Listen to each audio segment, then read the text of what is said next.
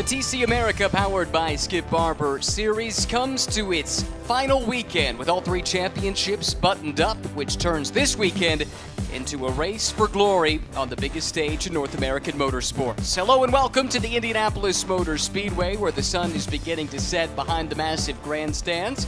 At least it's trying to, and the temperatures are starting to come down, but we've got a field of touring cars ready to go for the second to last race of this 2024 season. Hello and welcome to Indy. My name is Ryan Marine. Calvin Fish is alongside. Amanda Busick is popping her head into these race cars, getting the late developing stories, and we'll be reporting on those for us shortly down in the pit lane. Excited to go here, Calvin. It's the biggest grid of touring cars we've had in some time. All three classes don't need to be thinking about points, at least not from championship perspectives, but there is the glory of winning at Indy that still hangs in the balance. Nothing like a very special, iconic venue, so it's all about the glory of winning here this weekend. Championships are all tied up. Some pretty dominant performances for all three of our class champions this year, but there's some other drivers in these field that really want to make a statement here as you finish off 2024 and look forward to a new championship season. That's for sure. Plenty of storylines still amongst this field, and as we mentioned, Amanda's down there on the grid. She's been talking to these drivers in preparation for the race today. Amanda, what are you hearing down in the pits? Hey, Ryan, yeah, you were talking about the championships, and while they may be wrapped up as who were the championship leaders this season, there are still drivers battling for second and third in points, and those trying to sneak their way into third in points. So we will see some action here on track today. And as you said, that glorious win here at IMS and the chance to kiss those bricks right there where the safety car is currently parked. But back to winning here. I'm going to bring you over a little bit through here. I'll show you Chris Walsh, who's sitting in there. He is the champion in TCX. I asked him what he made of this place, and he said, well, I got married here in Indianapolis. It is my wife's birthday, so I have to deliver on the goods here today. So wins are extra special here, especially, ooh, I think I hear some cheering. Is the wife here? Found him. Awesome. Happy birthday. We're going to get you on camera too. Happy birthday. We wish you a nice time, and congrats on getting married here.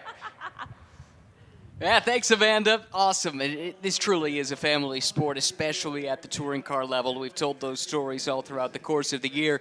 So Chris has got some pressure, even though he's already won the championship, to try and go get a race win on his wife's birthday. But he's going to have to fight for it. Celso Neto put his Acura on pole position in qualifying earlier today. Yeah, and that Acura's really come alive here in the second half of the year. I mean, Celso has won 4 of the last 6 races, despite Chris winning the championship on the back of 8 victories. But most of that work was done with 6 victories on the trot early in the year. So if it had been a little bit tighter, who knows, we could be talking about a championship here. But Celso Neto, I think, is the car to beat here this weekend once again, demonstrating that qualifying run a couple of tenths clear of Chris Walsh, with Cooper Broll not that far behind either. Yeah, exactly right. Then Aaron Kaplan, Cameron Steller, and Chris DeFreitas, who got his first podium in TC competition the last time out at Barber Motorsports Park.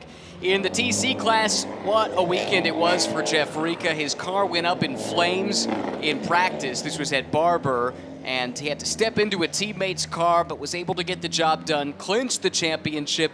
They've repaired that car from Barber. I was watching him work on it in the garage area earlier in the weekend, and the hood still shows signs that there was a fire in that general vicinity not so long ago. But they've got that car repaired. He's on pole once again and racing in the full knowledge that finally, after all these years, he's won a championship.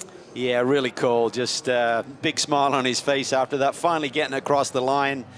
He probably could have won it last year. He elected to go and do the Nürburgring. That cost him dearly by the end of the championship season by missing a couple of rounds of the championship in 2023, but well-deserved for Jeff. And in the TCA class, number 1, it is the swan song for these TCA cars. TCX and TC will be merged into one class looking ahead to next year. TCA goes away, and PJ Gronke is the champion-elect, the affable Canadian who is loving the chance to take home his second touring car title. He won the TCB championship in its final year back in 2017, and he told me his one remaining goal this year is to win at every track on the schedule. This is the only one that he has not won at before, and he is desperate to kiss those bricks.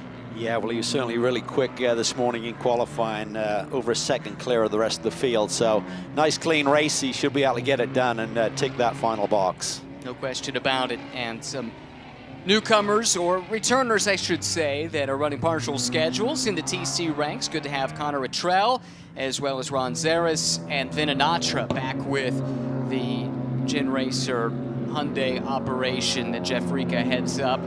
They're in that field, qualifying 8th and 11th and 12th respectively. Sally McNulty too is here once again. Let's take a look at the starting grid. It is Celso Neto on pole position, the Brazilian driving for the Skip Barber Racing School team alongside champion-elect Chris Walsh, then Cooper Brohl and Aaron Kaplan in row number 2. Row 3 of TCX, Cameron Steller on debut will line up in 5th, and Chris DeFreitas off of that podium run at Barber will start in 6th. To the TC class, where Jeff Rica, the champion, is on pole. Connor Luttrell, the teammate, will start alongside in 2nd.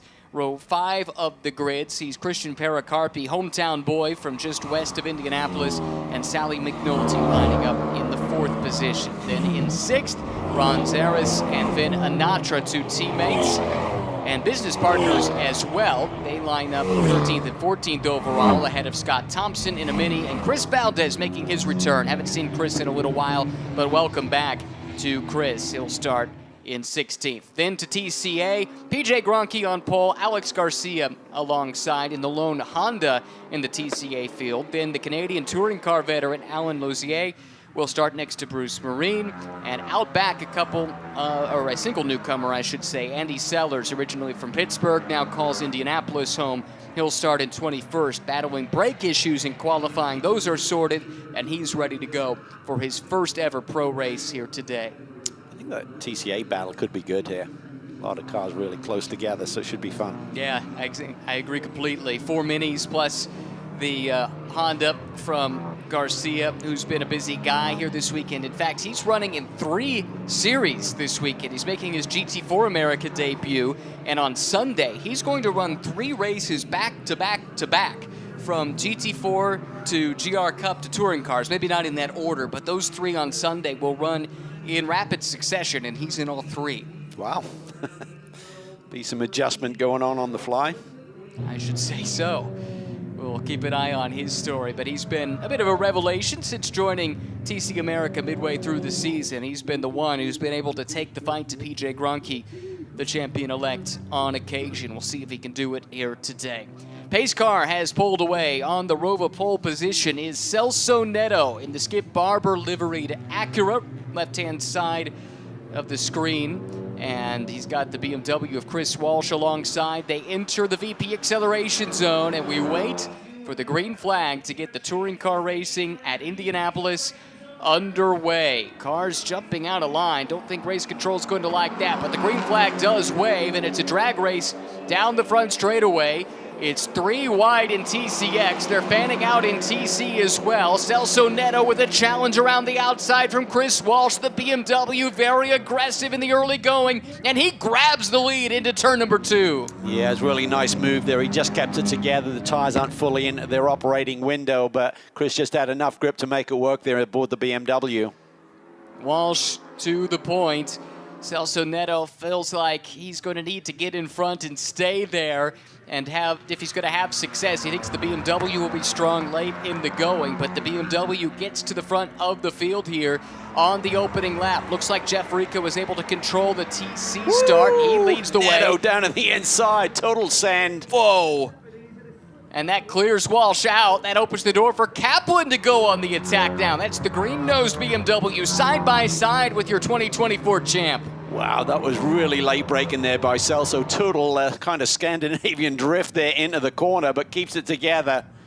That's a young man who's really got a lot of talent and car control. Unsurprisingly, the start of the race is under review. A little bit sloppy. Race control wants you in 2 distinct columns until you get to the control line, which here at Indy is the art of bricks. So we'll see what comes of that. Dropping back to look in at TC, and it looks like Sally McNulty got a great start. Yeah, up to P2 there aboard the Baller machine. You can see that there, that pink and white livery. What a year she is putting together. Yeah, she's been a fixture on the podium this year. Definitely her best season in touring cars. got a good close-up look at her helmet earlier in the weekend, Calvin. She said it was a first-time helmet designer who did not spare any expense as far as the line item for glitter is concerned. It sparkles. Unbelievable. I love it. And she's third in the points right now, but only 15 points of back of Christian Pericarpi. So P2 in the championship would be definitely in her sights right now as Christian sits right behind her. Yes, he does, and he so desperately wants to win here at his home track at Indianapolis. His dad has crewed on many an Indy 500 team over the years. As we check in with the leader in TCA, PJ Gronke, what a season he's put together, firmly in control. And looks like Garcia's got some problems here early. He's dropping back through the field. That was Andy Sellers on the attack there with Bruce Marine not too far behind. Whoa! Kaplan and Broll there, nearly together. Really go side by side here. If you run the ideal line, you really open up the inside for someone to have a poke down there and take a look. And Stellar on debut here. That's the black car from the Fast Track Racing stable, doing a really good job hanging with Cooper Broll. I'm not sure it was who jumped out of line. It may have been DeFreitas there on the initial start there, just suddenly jumped out. I think certainly someone's going to get dinged on that one. They like to see two columns until you cross the start-finish line, as you alluded to, Ryan. Yeah, I think you're right. I think that is the car we saw pop out. But again, we'll let Stewart sort through that. It is under review. A couple laps now in the books. Celso Neto, despite having to swap the lead a couple of times, has a 1.6 second advantage over Chris Walsh. Then you get to this battle. Whoa, DeFreitas from way back goes way up over the curb. And that thing looked like it wanted to tip over. Luckily, it settled back down on all fours. Yeah, that gap went away in a hurry, and he suddenly had to use all of the curb on the inside of turn one. Manages to just keep it together. A couple of cars given drive-throughs for a jump start. Car 39 is DeFreitas. Good eye on that. The other is the 780 of McNulty. We were just talking about what a great start she got, but maybe a bit too good. That's unfortunate. To get back into the game in terms of a podium run, you're going to need a yellow and a reset of this field after you've served the penalty, of course. What has happened to Christian Pericarpi? He was running right behind Sally. He's now shown all the way back in 19th. Yeah, they've just had a lot of technical issues with that Mini late in the season, unfortunately. Only one lap on the board to his name, so I assume, yeah, there's the car on pit lane. Well, that team has a lot on its plate this weekend. 6 cars in touring car racing, but they're also running in Mustang Challenge. Christian made his Mustang Challenge debut this weekend. Some kind of an issue on the left front, maybe in the brakes. Nevertheless, that's tough for Christian, who, like I said, he's from just outside of the shadow of the speedway, and to race and to win here is really what motivates him on a regular basis. Look at this battle across the stripe. Kaplan, Broll, Stellar. Cover them with a handkerchief right now. Stellar looking really good. Goes around the outside into turn number 1 and grabs the position away from Cooper Broll. That was for 4th. Yeah, you're on the racing line there, so you got a little bit more grip to work with. So if you get defensive there in the middle of the track, don't have the grip to work with. I think we can get more on Christian Pericarpi's story now with Amanda. Yeah, unfortunately, it's becoming a very busy pit lane down here. I just saw Sally McNulty go by us as well, but Christian Pericarpi, as you can see now, getting out of the Mini, which is very unfortunate, but he was gesturing to his dad and to the team, and I heard him yelling over. It's the same thing that happened at Barber. The team's not exactly sure what the exact issue was. They did say that they had found that and rectified what that was, but Christian Pericarpi experiencing vibration in that Mini. You see the frustration there from Christian. What a battle he had here last year at Indianapolis. Yeah, it came down to the wire, didn't it? And Jeff Rika and really Clay Williams, who ended up winning the TC Championship last year, but Christian was playing wingman and fighting with Jeff Rika throughout the course of that weekend. And they got their elbows out that day. They did. No question about that. And that Mini team, by the way, racing with heavy hearts, as are many in the motorsports community. Longtime competitor Rahman Abdul-Vahabi passed away recently, and he actually spent a couple of years racing for LAP Motorsports in Minis in IMSA over the years, and Louis Pericarpi the team owner made sure there was a sticker on each of these cars to commemorate the memory of Rahman, who was a very enthusiastic racer at the touring car and slightly higher level up to GT4 as well. PJ Gronke showing the way in TCA. It's a 12.5-second lead. Wow. He's already put together. He was fired up for this weekend, let me tell you. Desperately wants to get a win here at Indy. He's had at least one win every weekend this year, except for VIR, but he has won there previously. So like we said, his goal is to have at least one win at every track on the schedule, and this is the last one he needs to check off that list. Winning is one thing, but then podium is your next goal, and right now there's a fierce battle here between these three cars for the final podium step. Kaplan still holds that position. Stella made a nice move around Broll through turn one recently, so he's now hounding that final podium position in front of him. Certainly is. A debut it would be to get up on the podium. Kaplan's had a nice year. He's been on the podium a handful of times. Had some misfortune as well. But a driver with an Indy connection. See if we can talk about that in a moment. In the meantime, Stellar, look at that, to the inside at turn one, and he's up another spot, up onto the podium potentially. Yeah, he's doing a really nice job here. That's his sweet spot down into turn one. Doesn't matter whether it's on the inside or the outside, that's where he's making his moves. Great shot here through this little tricky section here. Really needed the car to be well balanced and change direction well, and it's flat out through this high-speed chicane. That's turn 5 and 6. This is the Holman Boulevard. A 2,400 feet run between the exit of 6 down to the brake zone for 7. Kaplan trying to get that spot back. Here he comes. Late lunge to the inside. Little lockup. Uses up all that curb. And somehow they're able to coexist. Stellar, though, holds on to the position. Yeah, good racing between these two. Giving each other just enough room so they don't have contact. It's turn 10, eating up that curb, just trying to straighten out the radius a little bit, got on the power a little bit sooner. This is a really tricky brake zone, down into turn 12. You kind of got all the load going over to the left and trying to turn it into the right little nuance there, as well as you come off of Speedway turn 1 with the camber in the racetrack.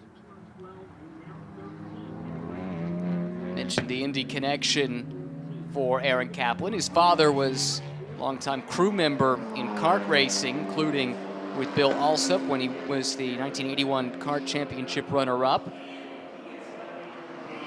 they know just how special this place is.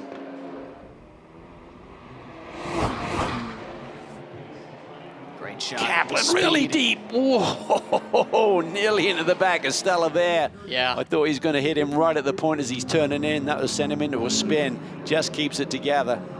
You and me both. Really closed in, didn't he?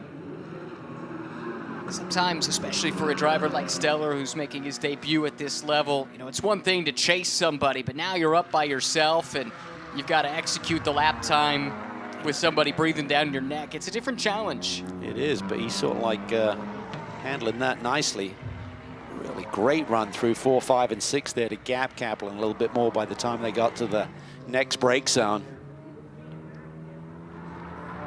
3 podiums on the season for Aaron. All third-place finishes. Right now finds himself 4th. Neto and Walsh exchanging body blows, but not much between the two of them in terms of lap time. Running nearly identical pace over the last few laps. Yeah, Neto's car just came alive early, so the key is going to be maintaining that balance on his race car. Walsh is going to maybe be thinking about the long game. Still a long way to go in this 40-minute sprint race. 28 minutes still on the board and change. Kiko Porto is a driver you might be familiar with on the road to Indy. Did some Indy Next racing. In fact, if you remember at Road America this year when Nolan Siegel got the late call up to fill in for Agustin Canapino in an IndyCar race for Juncos. He vacated his Indy Next seat, and it was Kiko Porto who jumped in. I bring all of this up to say Kiko Porto is apparently the brother-in-law of Celso Neto. I learned that this weekend. They were hanging out together in the garage, and it was kind of a, what are you doing here moment? And I think he looked at me and thought the same thing. Walsh there really straight lining that chicane there. That's all fine by the rule book. You just got to have some part of the car, the tire, touching the inside of that curbing. But they're very usable curbs around this circuit. Other than turn one. Turn one, as we saw with De Freitas, if you hit that one too aggressively, you're going to go for a big ride. Report from Amanda that Andy Sellers had a left front puncture, so that car, we saw the red Mini a moment ago. It's well down the order. That's a shame. It's his series debut. He's been doing a lot of Spec Miata racing over the years. Won a race at Gateway earlier this season. Did Andy. Here's Alex Garcia running second in TCA with Bruce Marine and Alain Lozier giving chase. Yeah, this was a lot tighter. I mean, these Garcia and Marine were really tight at the hip there, and then Garcia just found a bundle of speed on that last lap, lowered his best down to a 43.9. Yeah, the last lap before that also was his best, and then he lowered it even further. I think that car had a technical issue early on. Whoa, Alain Lozier looking really aggressive here, gets to the inside. And this is for third place. This is sorted out well before the chicane. Faster cars coming through here in a matter of moments, but put the Canadian up onto the podium. Great little battle here, continues once again. Meanwhile, that final position on the podium, Stella continue to hang on. Kaplan, a little slide there. You saw he lost a little bit of ground on the exit of turn 2. Got to be so disciplined with your throttle application through sectors like this where you very much got the rhythm. He's out wide there again, so he's losing a bit of ground. He's kind of overdriving it a little bit, looking for some lap time. These two, the last time by, were within a tenth of each other. There's really not much to separate them. Cooper Brohl has just dropped off over the last few laps. And to some extent, looks like Kaplan had his hands full there. The rear started to swing around. Nice save. But to some extent, it's not a surprise. We expect the BMW to get better relative to the Acura as the race goes along. That's the rear-wheel drive platform relative to the front-wheel drive. Oh, and Bruce Marine with some problems now, limping down towards the pit lane. That's disappointing. A really solid start to this race, battling there for a podium position. Meanwhile, Walsh trying to keep the pressure on Neto.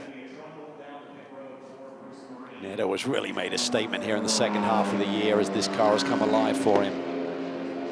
Yeah, he's come a long way, hasn't he? And just continues to improve.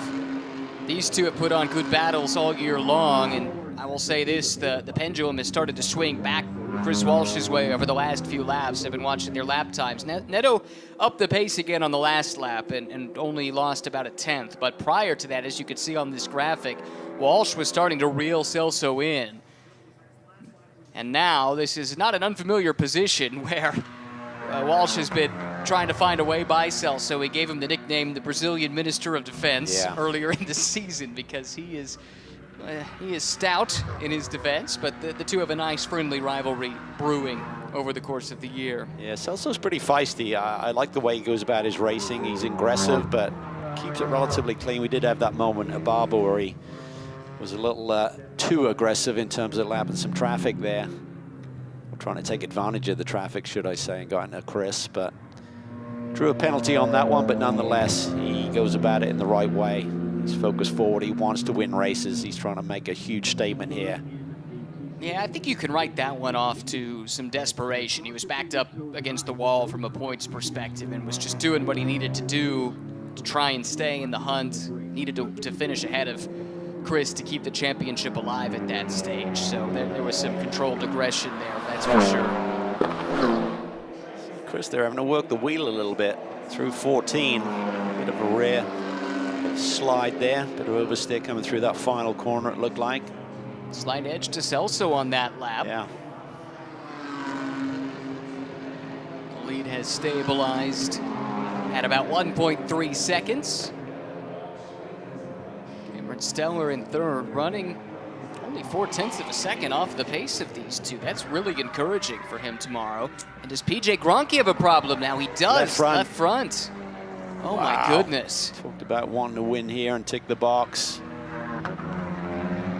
Quite a bit of liability issues with this TCA class second half of the year, which is bizarre. You'd think I'd have been through the first half of the season versus the second. Yeah, you're right. We have seen a few instances of that. The Honda and the Mini both. PJ just trying to limp around. Don't know if it's a puncture or something mechanical with that car, but it promotes Alex Garcia to the lead of the TCA class. How about that? Not a surprise, Alex has won 4 races this year. Did not contest the first round of the season at Sonoma. In fact, actually only joined midway through the Sebring weekend. Did not start race 1 there, but won on debut and then rattled off a stretch of 6 consecutive podiums. Yeah, 4 out of the 5 races he won, so PJ then rectified things. You can see he just cut down that left front, unfortunately made it back to pit lane, but without a yellow, Garcia is going to have a strong, healthy lead. Reports of punctures for Bruce Marine as well as PJ Gronke, evidently. All on the left front. We saw Andy Sellers have that too. So Mini and Pirelli will get together to try and get that sorted out. And they've got some time to do it because the finale is on Sunday,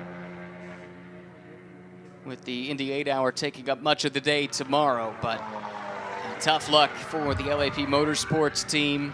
And the beneficiary is Alex Garcia, who finds himself with a sizable advantage over Alain Losier, who's just in the background of the shot there in the red Mini and has yet to hit strife, and hopefully it stays that way. Yeah, just under 6 seconds back, so looks pretty solid there for a podium run. We'll have to wait and see if anyone else has any drama here. A lot of load with this clockwise direction racetrack on those left side tires, of course. Yeah, that's a good point. And with front engine, front wheel drive as well, it's going to put a lot of strain on those tires. Overall leaders coming through, passing the TCA leader. Celso Neto's advantage has come down. It's only 1 second, and it might be less than that now. I think so. A little wiggle there by Walsh there, trying to chase after the leader. And Walsh has been closing in. Crucially, though, Neto does still have the fastest lap, and that's important because it sets the grid for race number 2 of the weekend. Taking a look here at the 66, that's Scott Thompson. Lock up a few moments ago, and maybe something more than that. Some smoke, it appears, coming from the front of that car. Let's check in with Amanda and see if we can learn a bit more on the Mini situation. Yeah, it's a bit of a head scratcher down here for the Mini team. It has been kind of a back-to-back with the punctures, but Christian Pericarpi already looking forward to Sunday. How do you keep your mind set in it?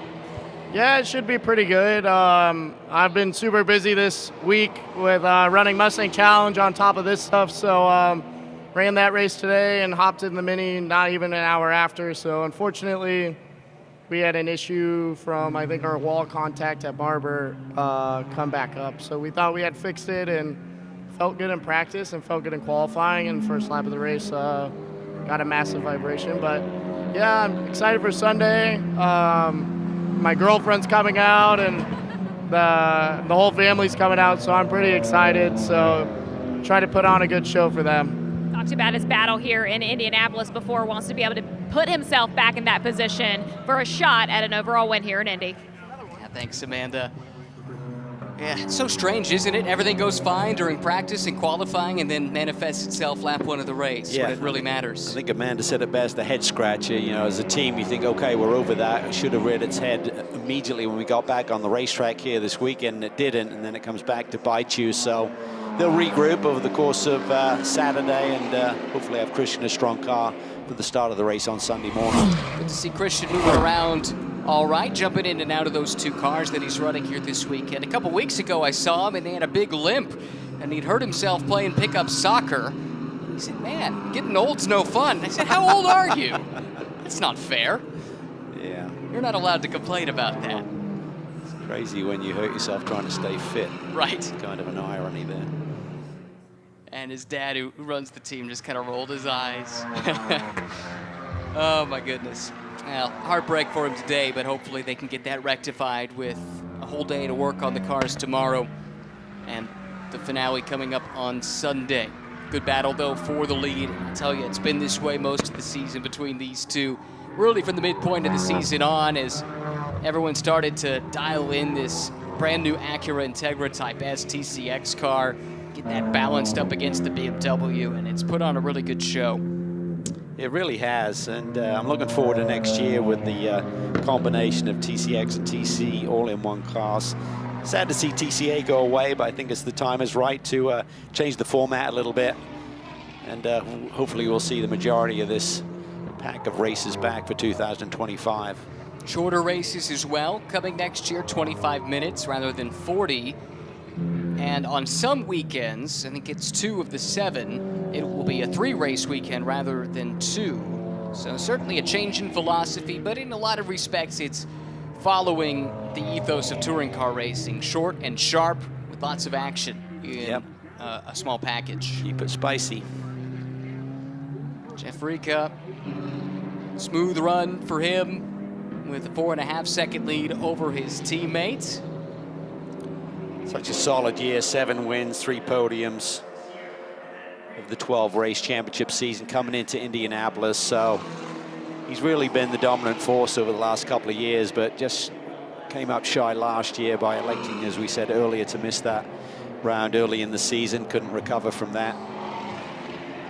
And still had a chance to win the title coming into the finale last year, let's remember, even missing those 2 rounds at Circuit of the Americas, but it did put him on the back foot. But he missed it for a good reason, not just to run at the Nürburgring, but it's part of that great relationship he's developed now over a decade plus with Hyundai, developing these cars, working hand in hand with Hyundai Korea as well, going over to race in some of their events in Korea and then representing them in big races like the Nürburgring 24. It's a great relationship between Jeff Rica, Gen Racer, and Hyundai.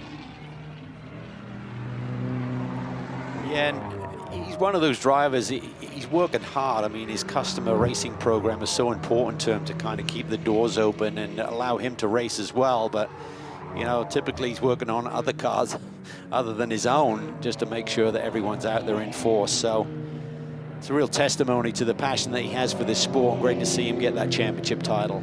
Second place in TC, Connor Attrell going by second place in TCA. Alain Lozier, who's had a nice day. First time for him racing at Indianapolis.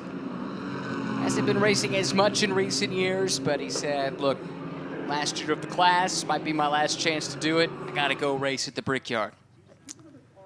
Chris Walsh trying to keep the heat on Celso Neto across the stripe, just over a second between the 2 cars, some traffic up ahead. Chris just needs a little bit of a break here. See if the traffic can play its part. Celso clears one of the cars. Christopher Freitas next up. Right here, this could be it, because it's hard to hit the disappear button for that traffic. Yeah, quite. Good Celso's spot. definitely got caught up a little bit. It's going to allow Chris to get a little bit closer, I think, with a better run here. Not much to choose between these TC and TCX cars. Neto up the inside, and we'll put De Freitas a lap down. Now does De Freitas see Walsh coming? He does, and that traffic broke the right way for Chris. You can see what a difference it makes with the amount of time he was able to claw back to Celso Neto. Yeah, 2 TCX cars, my mistake there, but going battle at it. But yeah, Walsh looks to be a little bit closer as he crosses the stripe. This time it's 1.196. This time it's 0.889. So 0.3 advantage with traffic there for Chris Walsh. Under 14 minutes to go. This battle has started to brew with Kaplan falling into the clutches of Cooper Broll. Solid run here for Cooper. Another driver from the Skip Barber Racing School team stable along with Celso Neto, and then in the TCA class, of course, Alex Garcia, who's leading there. This could be a very big day for the Skip Barber School team. Broll's had 4 podium runs this year, so it's been a really solid season as he continues to learn his craft here.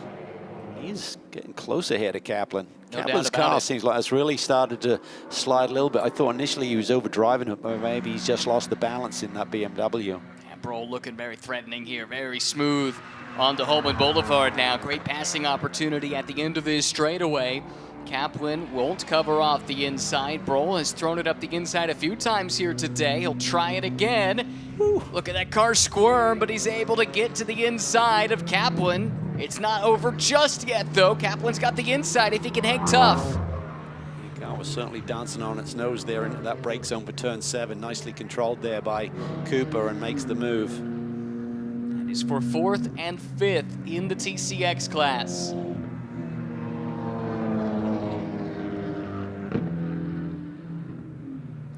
It's not over yet, especially with some traffic there. I think that's Andy Sellers they need to work through. It is light. It's hard to tell the orange Mini from the red Mini, to be entirely honest with you. But that is Andy. And he'll see this group coming through, gestures to point them by. And Broll solidly now up into the 4th spot, half a second the gap. Back to Kaplan now after making the pass halfway through the last lap. Yeah, see if Kaplan just kind of regroup here. Very deep on the brakes once again into turn 1, so he's strong there. Just seems to be in these transitions. The car's a little bit loose on him. Another tricky brake zone there for turn 4. Turning and braking at the same time, then winding up the speed here through the chicane. Kaplan gets a great run through there. Not sure what happened to Cooper, but he lost all kinds of momentum, and Kaplan roars on by. Wow. Broll might have a technical issue there, or momentarily didn't shift correctly or something, but he's lost a ton of ground. Yeah, he's slowing big time. He's really off the pace now. Huh. Hate to see that for Cooper. He's had a nice day today, but he has dropped off the pace very suddenly. These two continue to swing at one another. They were separated their last lap times, these two, Neto and Walsh. 2 1/1000ths of a second difference between these two. Pretty toasty out there this afternoon. A lot of these cars, production-based, of course, have some sort of like security system set into them if they start to creep over the threshold of temps and stuff like that. So that could be something for Cooper that he's dealing with, possibly. Low 80s ambient right now. Let's watch this again. Ooh, no, this is something else. Yeah, this is Neto and Walsh. Yeah, he was wide through turn 4. That put him on an acute angle to get through that chicane, but he said, no problem, just dive through the inside. And the rule is, as long as you have a tire in touch with the curb, you're good to go. You're good to go. So I'd be straight lining that more every time. It seems like these cars with the higher ride height and softer suspension can absorb that pretty easily, but certainly Walsh is really putting the pressure on here on Neto. No doubt about it. Celso's going to have to earn this one. He knows that. He knows that this car is going to be a little bit tricky in the final phase of this race. Like a basketball with 4 quarters, right? 4 10-minute quarters here in this 40-minute race. And I think that's the final quarter where Celso thinks he may be a little bit vulnerable. Chris might like you to talk about football, not basketball. He was a college football player, so that would be his language. Just up the road in Valparaiso, Indiana, actually. That's where he played, non-scholarship Division I program. You know Valparaiso, don't you? Yeah, spent a little bit of time there when TWR were based there, Tom Walkinshaw Racing with the Jaguar sports car program. Tony Dow was the team manager there. I actually did a test aboard one of the Jags. So work with the team a little bit. Always struck me as a very strange place to base your GTP or Group C prototype program in the States, but Valparaiso, Indiana it is. I think Walkinshaw is a pretty savvy businessman, so I'm sure there might have been some dividends given to him by the local city or whatever the case may be there. You and Chris can swap stories then at the end of this weekend at the banquet, maybe. Chris, though, trying to get back to victory lane. Chasing down Celso Neto. It does seem like he's got the pace in that car, but finding a way by that isn't aided by traffic, that could be the challenge. Yeah, and as you can see there, Chris had looked to the inside, thought about making a dive bomb, but he wasn't close enough, and you're also on the dirtier part of the racetrack, so that really didn't go anywhere for him. So he's got to really think this out. Got to keep the pressure on. Don't throw it away by trying to make a move when you're not close enough and losing ground. Celso seems very determined to try and hang on to this. He knows he's in for a fight, though. Do have some traffic coming up. The minis, and I saw a different, another car from another class just up the road as well. So they'll have to work through this. Not an easy place to catch the traffic here for Celso, but he manages it nicely.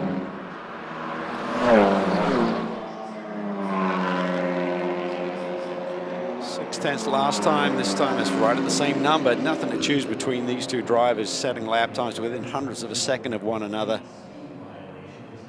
Chris is moving around a little bit, but he's just trying to throw Celso off his game. But I don't think that's going to threaten this young man up front. He seems pretty determined to hang on to this one.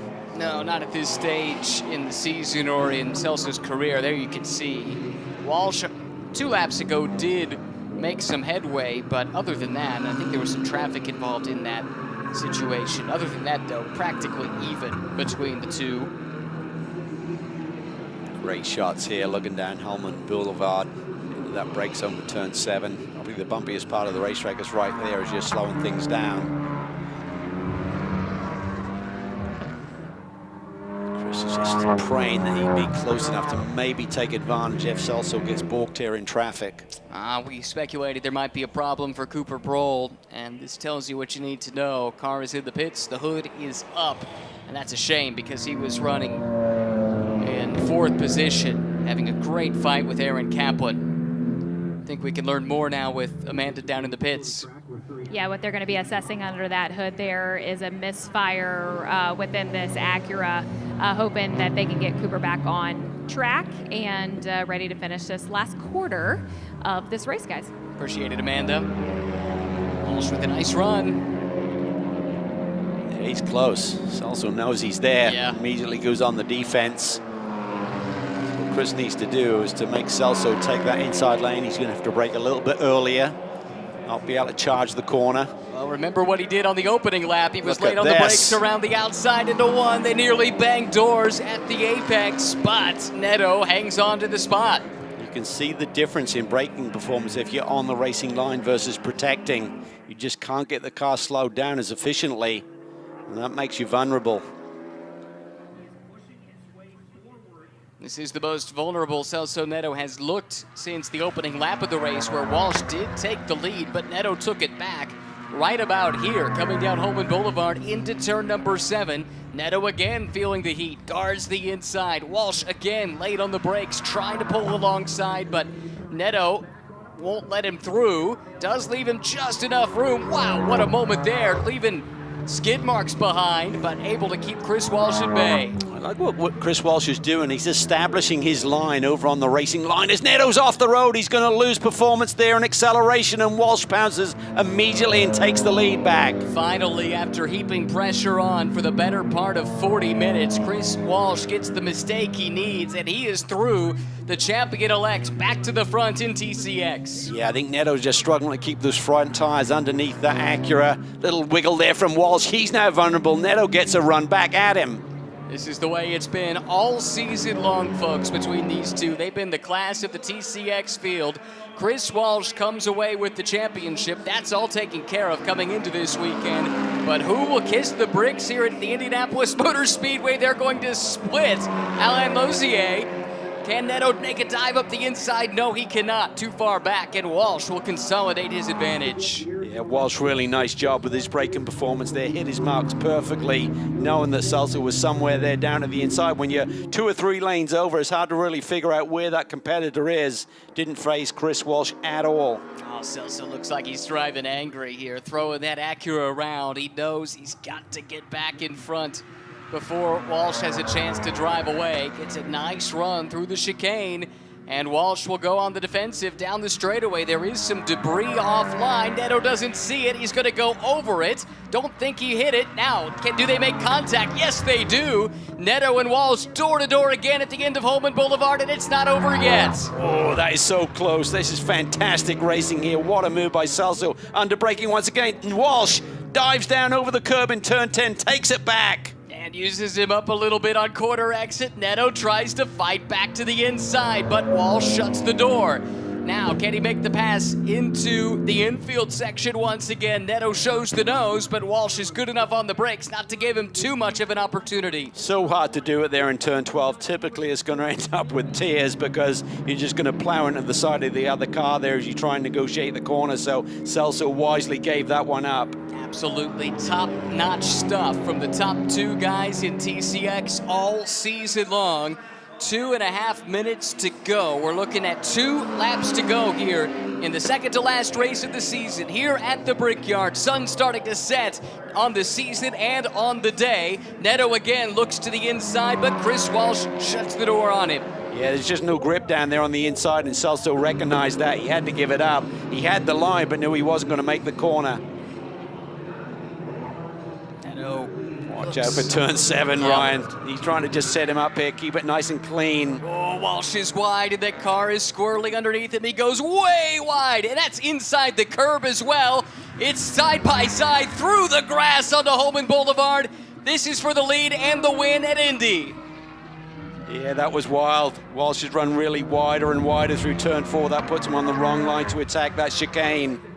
Dirty tires now for Neto after running through the grass there. We'll have to shake that off quickly. Look how loose that race car is all of a sudden, but quick hands. He's able to keep it under him and sets off in pursuit again.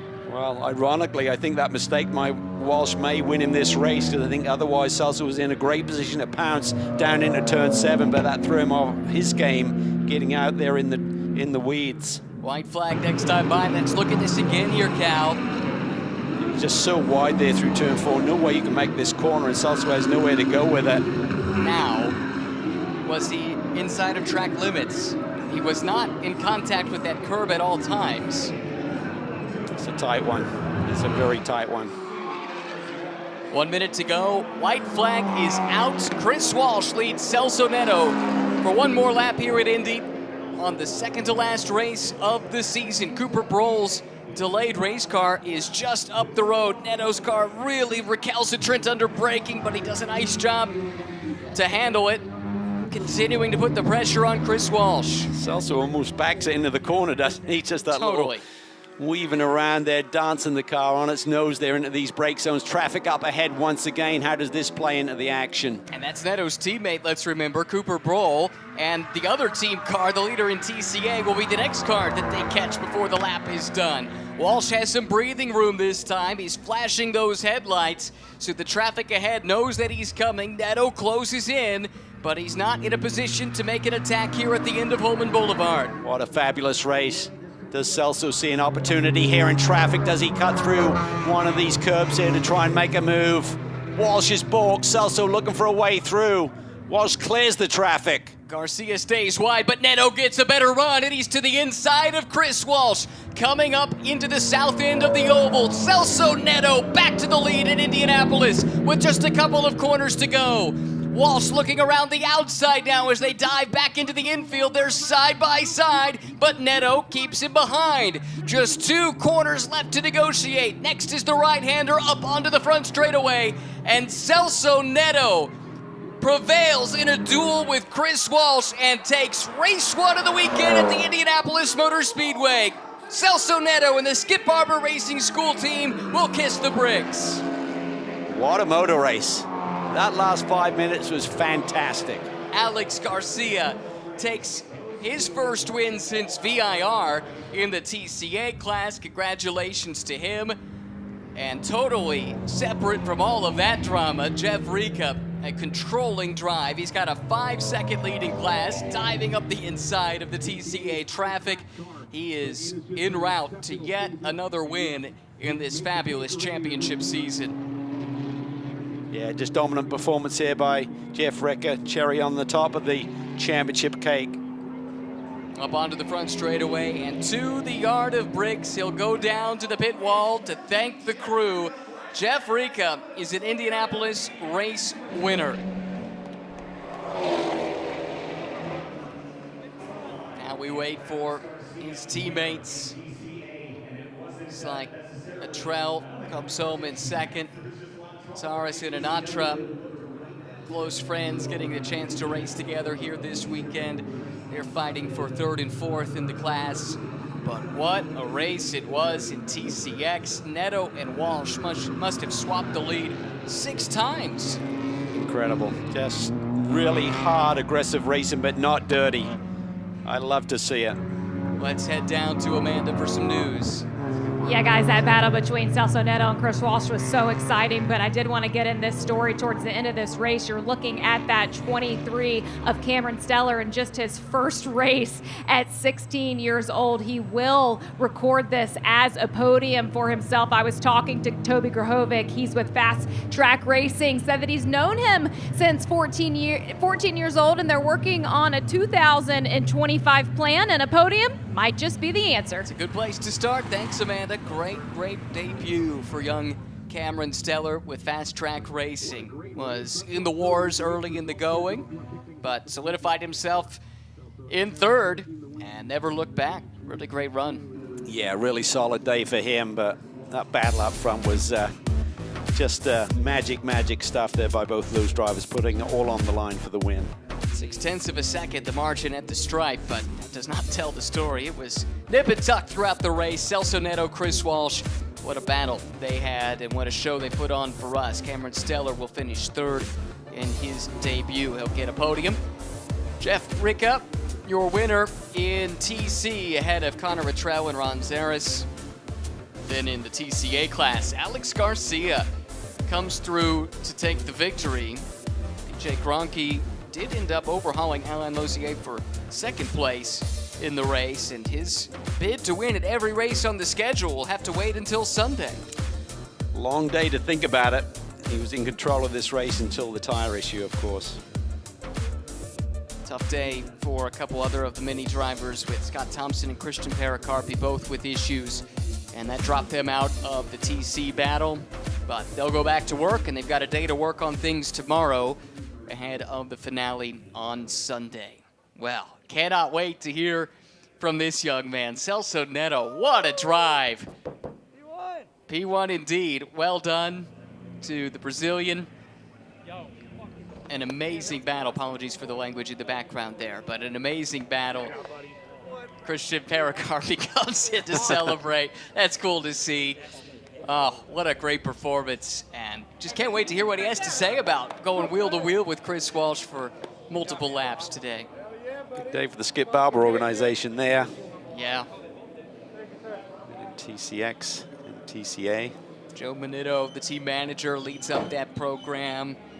Dan and Anthony DeMonte, the owners of the Skip Barber brand these days, they've really breathed some life into Skip Barber and brought it back to its former glory. Massive new shop there at VIR. That's right. Just opened. Yeah, remarkable facility, and they've got big plans for that brand in racing and for ways to bring more and more people into the sport. Let's hear from our winners now with Amanda. Well, we were spoiled with the sounds of Celso Neto revving his race car into here for celebrations. And Celso, man, I think Calvin Fish used the word magical to describe those last 5 minutes. You back and forth with Chris Walsh. You were off the track, on the track. How did you maintain your composure in that? Yeah, it was a really tough race, physically and mentally. Chris is an ace driver, as we all know this year. He put a lot of pressure on me. The track was really hot, completely different to qualifying, so we had to adapt to that. But I had my team on my radio, Michelle, PG1 Performance from Brazil, really helped me this round. Jacob, my engineer, everyone, the whole team, really happy with the car, and Honda Racing HRC, couldn't ask for more. Dedicate this win to my grandma, battling cancer. Ci amo. And as I move over to Alex Garcia, he said that he had a very eventful drive around here at IMS. What made it so chaotic for you, Alex?